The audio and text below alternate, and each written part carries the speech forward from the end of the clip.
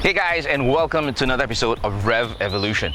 I don't know if you remember back in the day during the 90s when hot hatches were all the rave. Things like your Golf GTIs, your Renaults, and of course the car that we have for you today, which is the Suzuki Swift. That's right, now in its third generation, still being all nice and compact and still offering you tons of customizations and more information, which I'm going to tell you about in just a bit.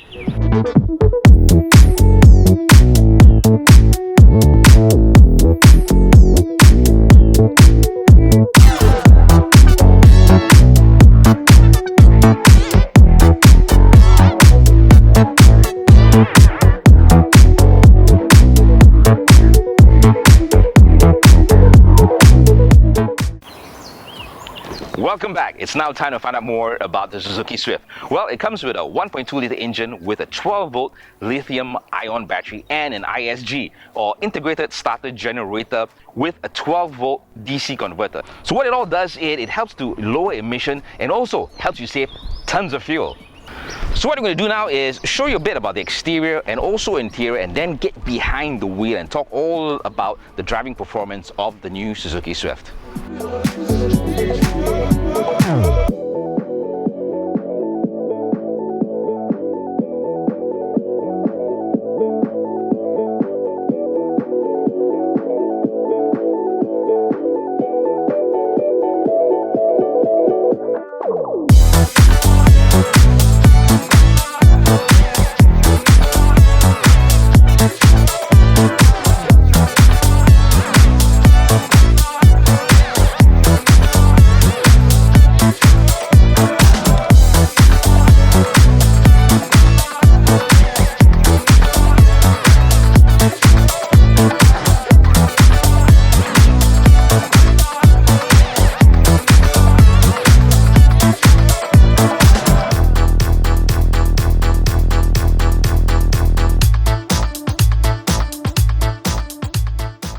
Okay folks, it's now time for the in-car review of the Suzuki Swift.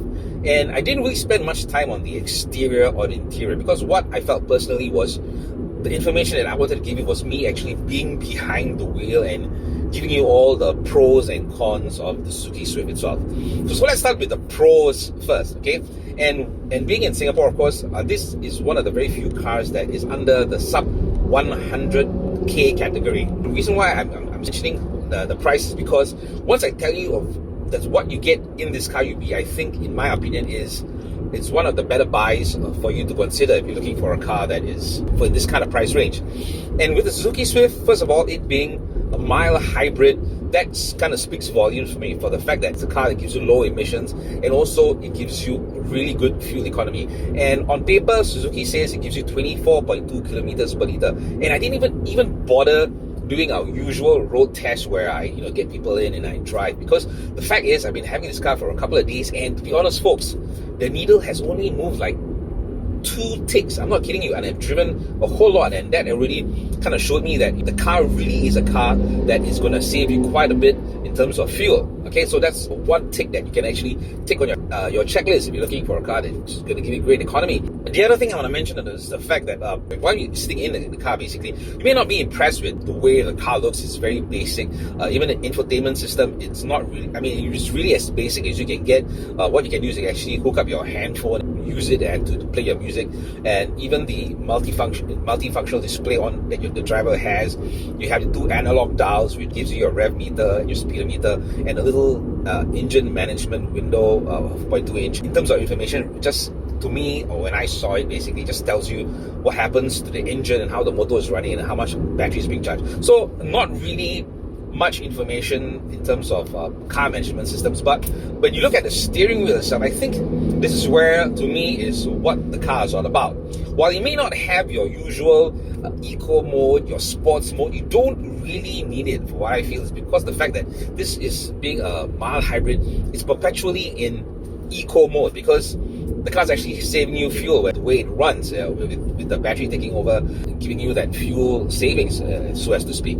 Okay, and if you feel that you want to have that sport mode or whatever, sports mode, well, you can actually shift it into manual and manipulate the gears, or in this case, in the Swift's case, which I think is another thing that I'm happy to report that they actually have pedal shifters, which is a rare thing for a car, once again, in the below 100k category, because it actually comes with pedal shifters. So once again, it gives you more freedom to so-called manipulate how you want to drive or experience your Suzuki Swift.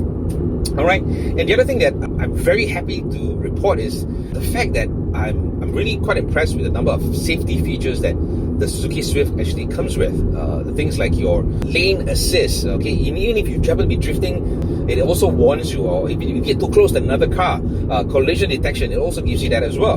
And the other thing that the car actually comes with active cruise control, which you don't really get in a car for this kind of price, but you do get it in the Suzuki Swift. So in terms of pros, there's really, to me personally, there's a lot of pros in buying the Suzuki Swift. Now let's talk about the cons, okay?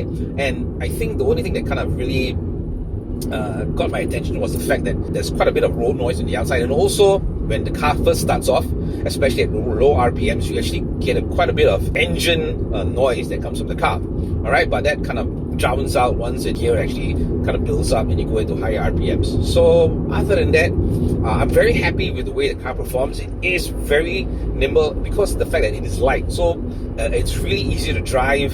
Not an issue for anybody who's never driven before. All right, if you just happen to pass your license, I think you're really going to enjoy the drive of the Suzuki Swift. So that to me is as much of the so-called cons that you can experience in the Suzuki Swift. Other than that, it's all lots of pluses rather than minuses in the Suzuki Swift. And folks, well, I think that is once again as much information as I can give you about the Suzuki Swift, because to me, I feel there's more positives than negatives in this car. All right, and now on to the summary. Right, folks, it's now time to summarize our drive experience with the all-new Suzuki Swift. All right, first of all, what do I think of the car? Well, I think if you're looking for a value-for-money vehicle, this is it in terms of its performance, its fuel economy, and the host of safety features that's been given for this price. Alrighty, now to find out how much is it going to cost you to drive the Suzuki Swift in Singapore. It's being sold at $93,900 inclusive of COE with an annual road tax of $506. We want to say a big Revv Evolution thank you to our friends over at Champion Motors for allowing us to have the Suzuki Swift for our presentation. To find out more about Revv Evolution, whether it's all about cars or lifestyle or culture, do remember to check out our website right over there. Till we catch you again, this is Renee signing off, and always stay safe.